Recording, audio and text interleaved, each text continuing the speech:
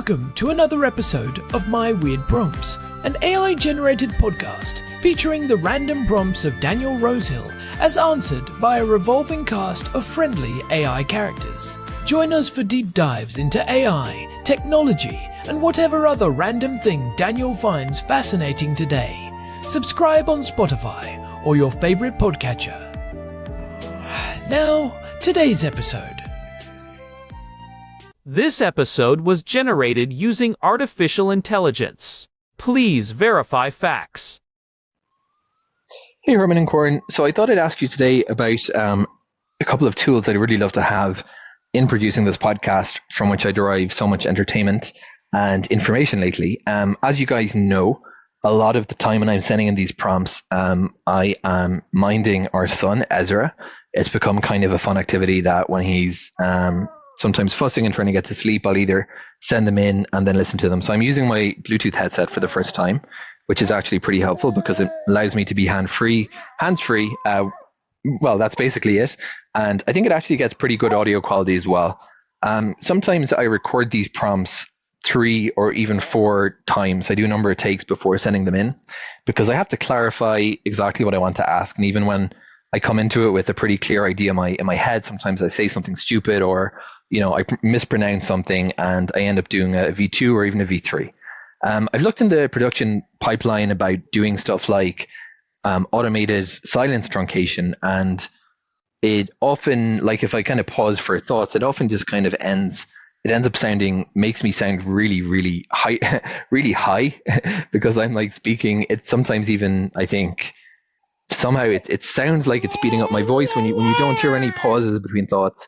The person sounds just like they're kind of manic, and that doesn't sound good. And then with kind of removal, I guess it definitely does help. But again, if you do it programmatically, you can cut out some of the good parts of the prompt. What I probably would like is something on my Android device that when I finally am happy with the version that I've recorded, because I'm working on my phone for sending these in and it's an Android-centric workflow, that I might do something like a little bit of EQ, de-essing, maybe a small bit of gentle silence truncation, silence removal, and just to make the prompt sound more fluid and to make my voice clearer, because it's not that I really care so much about sounding as good as I can, although I think for the audio quality that our listeners receive, I do want to make sure that the audio is as listenable and well EQ'd as possible. But the second aspect that I want to do that is actually to improve the type of responses I get from you, because the quality of the audio that goes into this pipeline, I assume, actually does play some role in how well the Gemini 3 model that we're using to actually produce the scripts and begin the pipeline actually handles that. So at least that's my assumption, that if I can give the best quality input, we're going to get the best quality output in return. So Herman and Corin, I'd love to get your thoughts on, I'm using an app called ASR for actually recording this, and it's a great audio recorder for Android because it has a setting for microphone zoom. It allows you to use a Bluetooth microphone if you've got one connected, which is how I'm using the Bluetooth headset. Strangely, not all Android voice recorders even support that, but I'm looking for something that is just one more step in the production process that's taking that, let's say, fairly good recording I have, and I might want to tighten it up a little bit.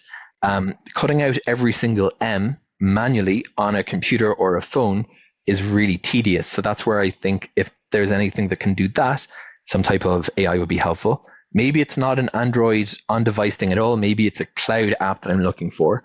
But can you think of anything, Herman and Corin, for a little bit of light post-production on the prompts I send in that I can do easily and dial in a good EQ setting that I can reuse and that I'm happy with? Because I think that's a lot of the what makes a difference for podcast production, is figuring out exactly the pros and cons of your own voice. You might need, everyone has a specific, a little bit of EQ that can improve them and improve the sound they deliver for their podcast. So Herman and Corin, over to you too. Any recs?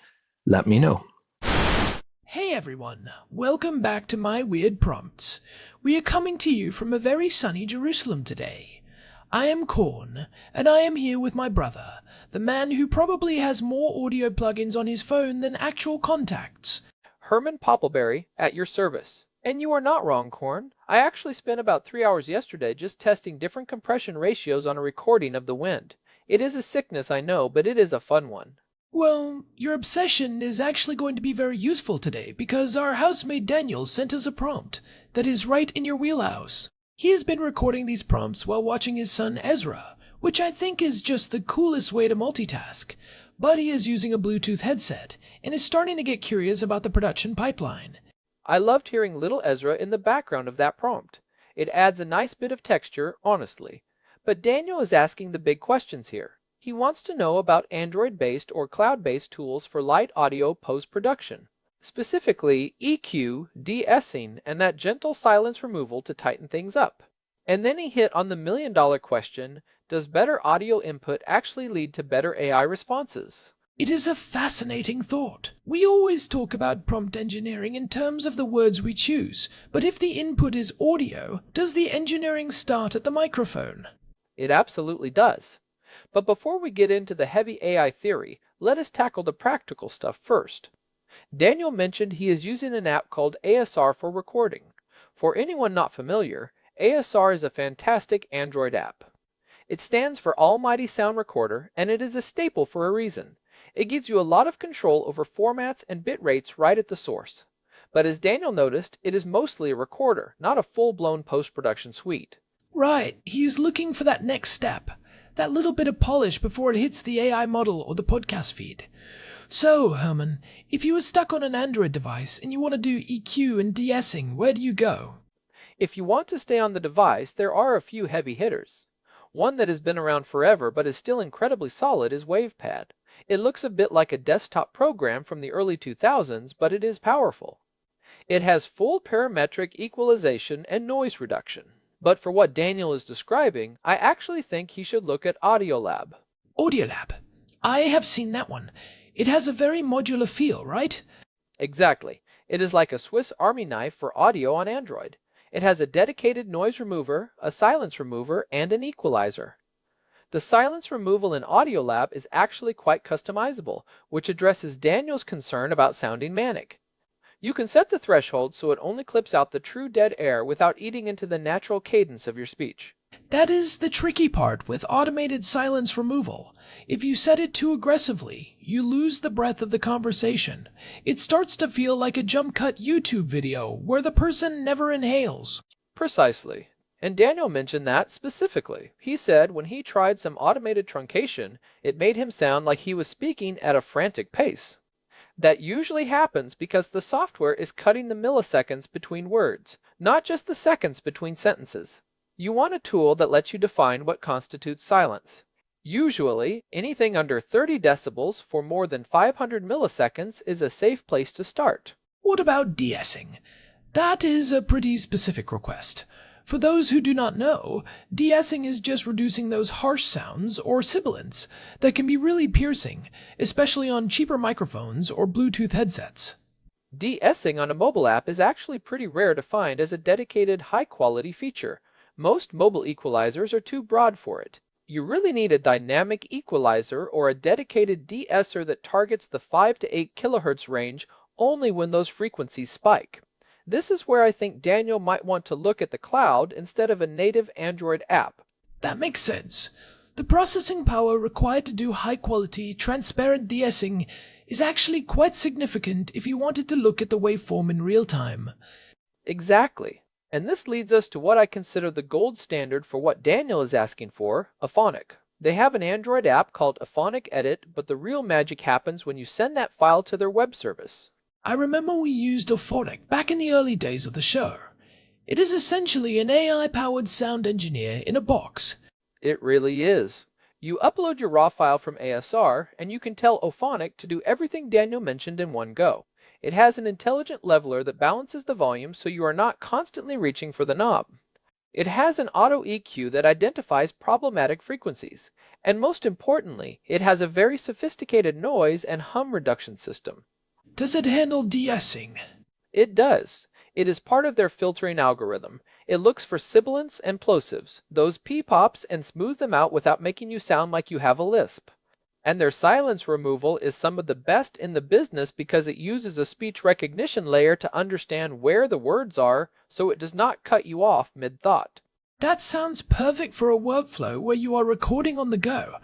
But I want to pivot to the second part of Daniel's question, because I think this is where the real weird prompt energy is. He is curious if providing better quality audio as an input would result in better responses from the AI model. He is specifically thinking about Gemini 3, which is what we use to help process these episodes. This is such a deep rabbit hole, Corn. I have been reading some papers on this lately, and the short answer is yes, but maybe not for the reasons you think. Okay, break that down. Most people assume that if the audio is clear, the AI hears the words better. Is it just about transcription accuracy? That is the first order effect. If you have a lot of background noise or a muffled Bluetooth mic, the speech-to-text engine is going to have a higher word error rate, or WER.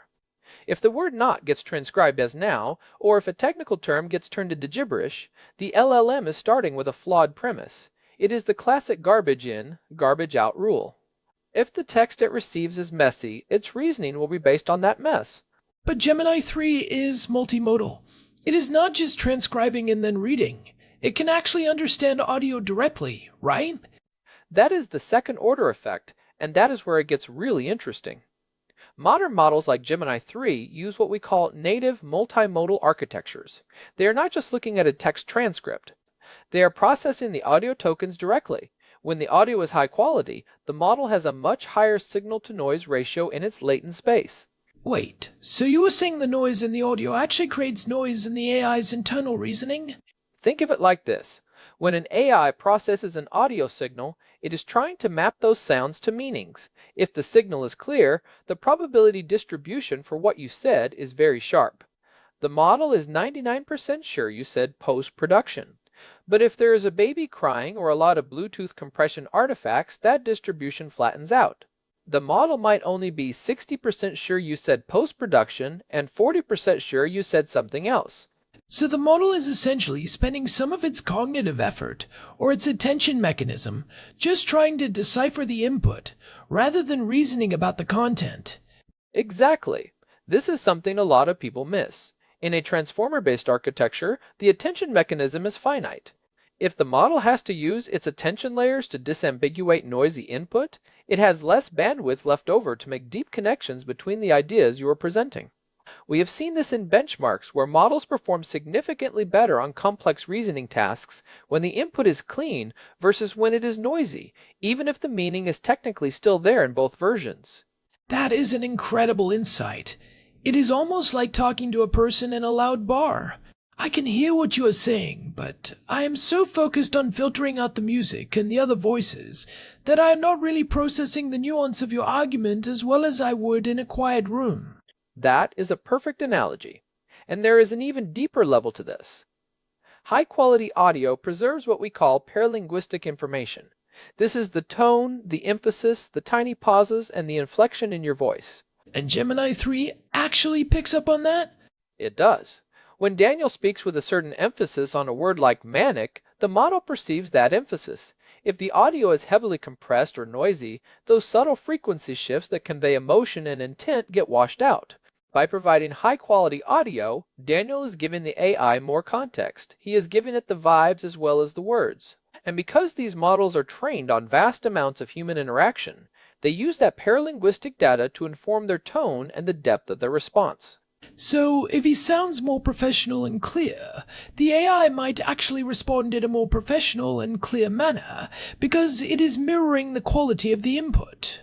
There is definitely a mirroring effect. We see this in text prompts all the time. If you write a sloppy prompt with typos, the AI tends to give a sloppier response. The same applies to audio. A high-fidelity, well-produced audio prompt signals to the model that this is a high-stakes, high-quality interaction. It sets the context window to a higher standard. That is fascinating.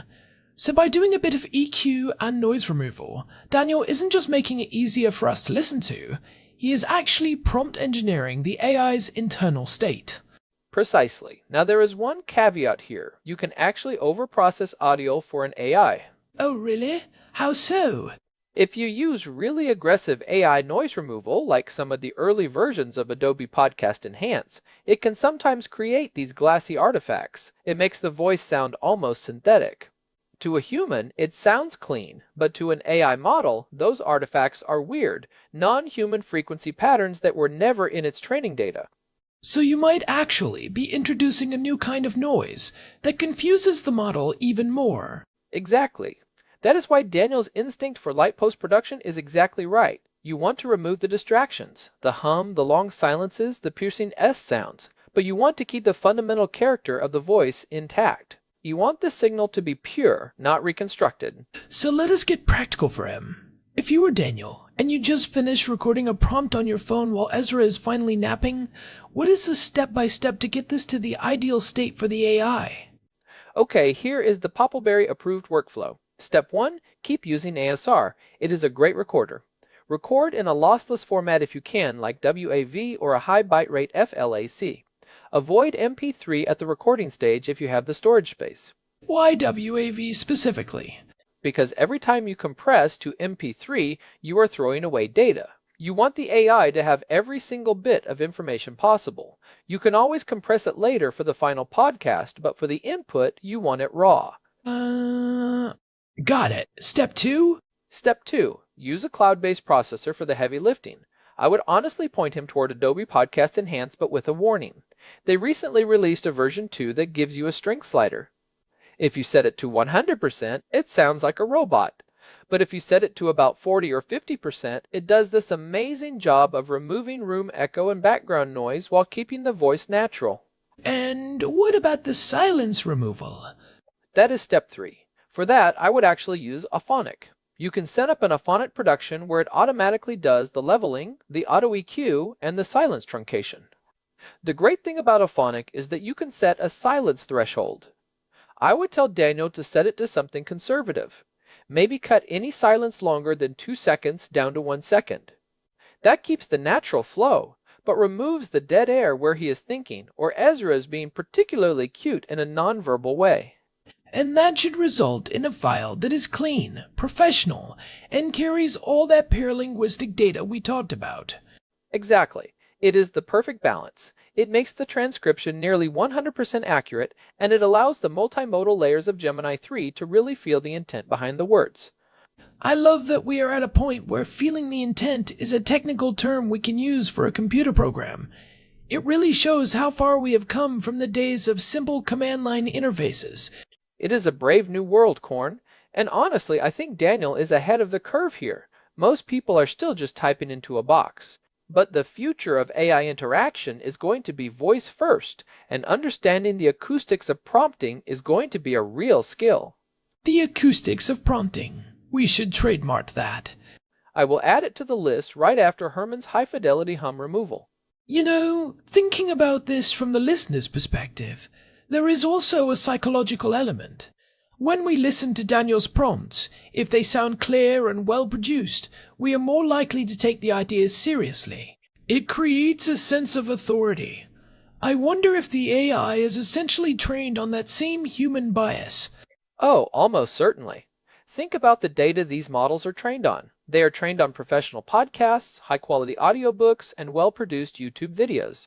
In those contexts, high audio quality is correlated with high-quality information. The model has likely learned that clean audio equals credible source. It is a heuristic that humans use, and since the AI is a mirror of human data, it uses it too. That is a bit meta. The AI isn't just hearing the words better, it is trusting the source more, because the source sounds like a professional. It sounds wild, but that is how these latent associations work. If you sound like a professional broadcaster, the model's internal weights might shift toward its professional broadcaster training data, which tends to be more structured and articulate. You are literally nudging the AI into a more sophisticated persona by the way you sound. This is why I love this show. We start with, how do I remove silence on my phone? And we end up at the AI's perception of human authority based on frequency response. That is the My Weird Prompts guarantee. But to bring it back down to earth for Daniel, the tools are there. Android has the apps, the cloud has the power, and the AI has the ears or the tensors to appreciate the effort. Well, I think Ezra would appreciate a dad who sounds like a radio star too. So, Daniel, there is your homework. Get that Auphonic account set up, play with the Adobe Enhance slider, and let us see if the responses we get from the next prompt are 50% more thoughtful. I am genuinely curious to see if we can tell the difference in the script output. We should do a blind test sometime. One raw prompt, one produced prompt, and see which one Gemini 3 likes better. That would be a great experiment for a future episode.